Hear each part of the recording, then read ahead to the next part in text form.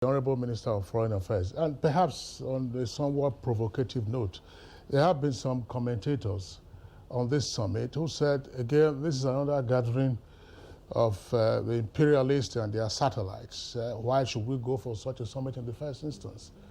Did the outcome of the summit bear out this acerbic reaction to the summit, or it was well worth it?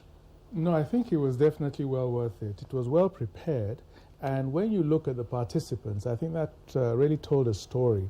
You know, very often in these kinds of big summits, you get the presidents and they just make statements and they leave. But on this occasion, they made sure that they had the people who had to do the implementation. In other words, the heads of the international financial institutions. Because at the end of the day, it's all about the money to help Africa come out of the financial crisis that has been severely exacerbated by COVID, the debt crisis, and also funding vaccines, you know. And what was very interesting during the summit was how supportive all the leaders of the financial institutions were. You know, the IMF leader was there, you know, the World Bank, the Treasury Secretary of the US, you know, so there's that consensus that is very, very important.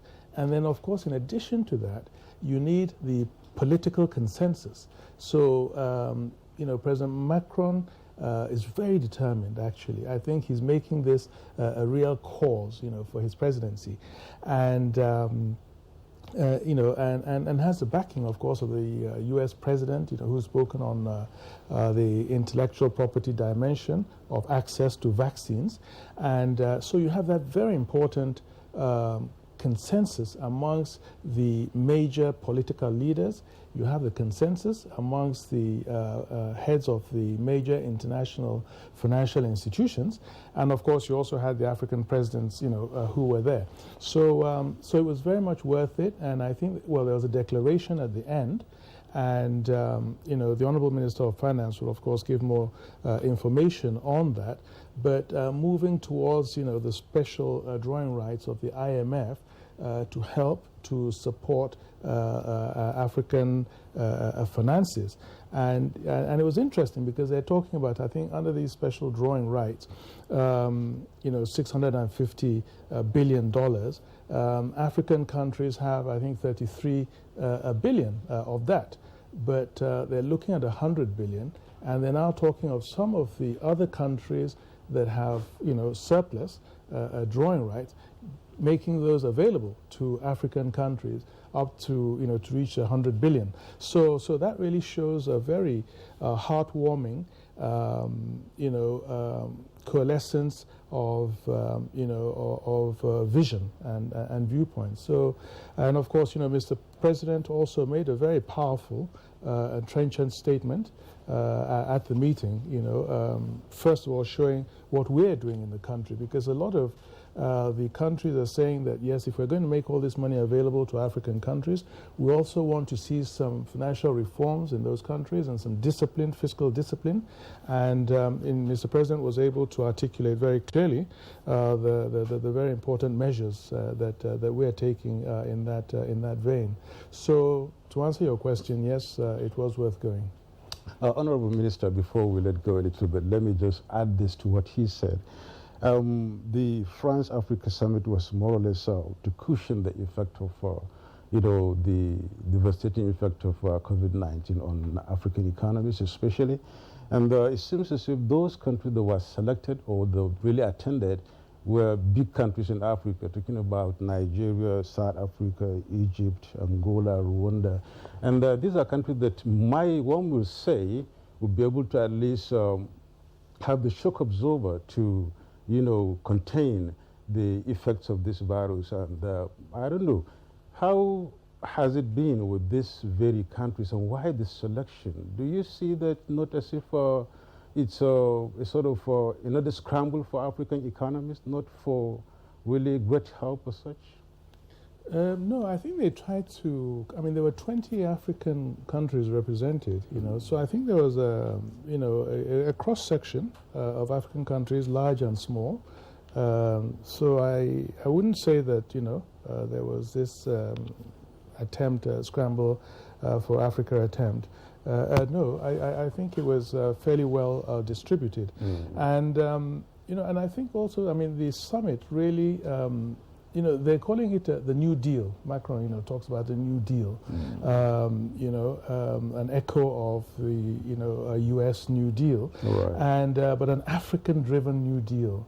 And I think that the African presidents there also echoed that they wanted this to be owned by Africa, driven by African countries, and essentially drawing out a roadmap for Africa and now getting friends to key in to that roadmap. And, talking about, for instance, vaccine production on the continent, they already identified 3 countries, I think, that already have the infrastructure, as it were, in place to do that.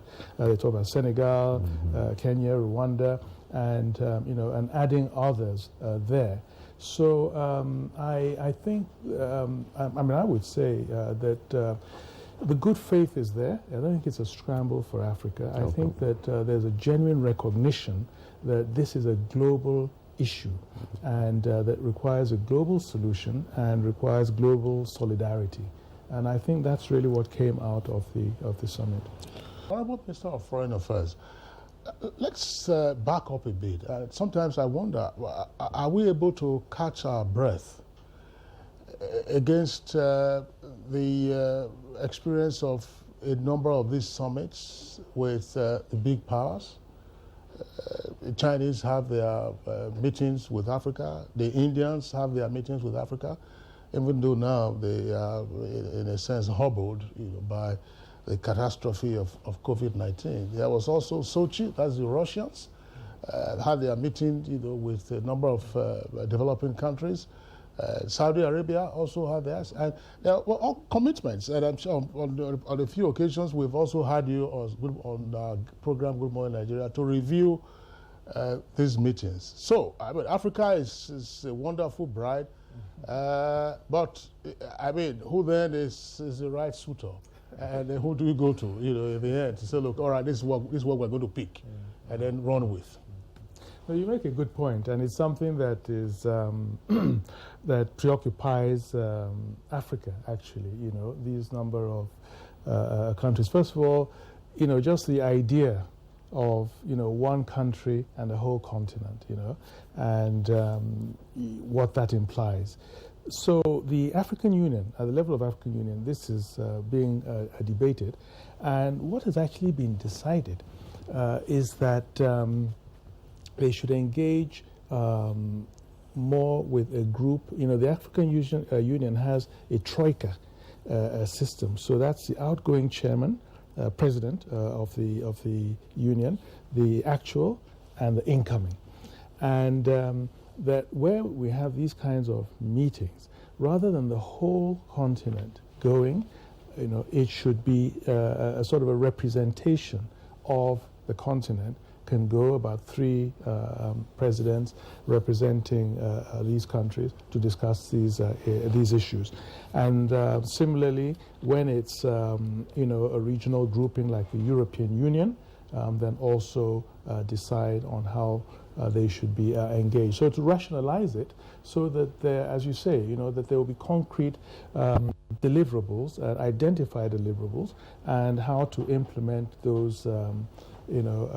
What you come out, the outcomes of those conferences and those meetings, to give them meetings so that they will not just be talk shops, and stuff like that. But you're right, it's something that is being assessed, evaluated, and debated at the continental AU level. And also, of course, people say in a big country like Nigeria, for instance, should not necessarily be part of that kind of a grouping. Maybe the smaller countries that have, specific issues that one country could address, could attend to them. But well, these are political issues, really. Yeah. But the president, Honourable Minister, the president had a lot of,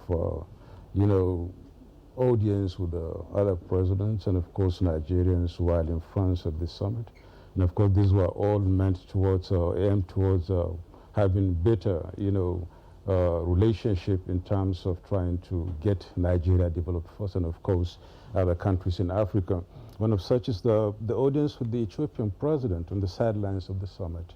And of course, he advocated strategic cooperation, that is, amongst African states towards confronting both internal and continental challenges for prosperous Africa. What's the import of that? Well, first and foremost, Mr. President has a big, is highly respected by the African countries.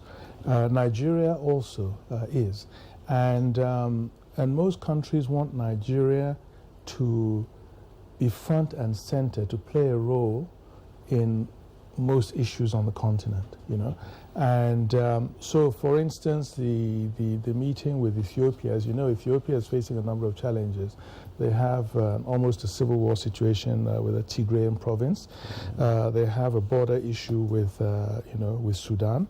And you have the grand Ethiopian Renaissance Dam that they're building on the Nile that, of course, is causing serious trouble with Egypt and Sudan.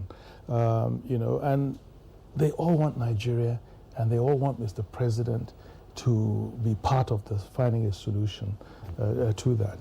And it's the same with all the issues around the continent, be they West Africa, Central Africa, Southern Africa, And so the import of that, of course, is that, Nigeria has an important role to play in Africa, but of course we have our own internal challenges, so we have to balance, not spread ourselves, of course, too wide, as much as we want to, help Africa address all the issues confronting it, economic and security-wise, 2021 was supposed to be, 2020 actually, was supposed to be the year of the silencing of the guns on the African continent and no more conflict. This was a part of the AU, 2030 agenda, a roadmap. And leaders, African leaders, and listened and will develop strategies to address some of those issues. With Chad, for instance, tomorrow, in fact, we're having a summit meeting here in Abuja, inviting about 6 presidents who will be here tomorrow to now look at the situation in Chad. So Mr. President has his work cut out for him. He's he's playing a role in stabilizing the continent, and also playing a role in trying to push for the African economic renaissance.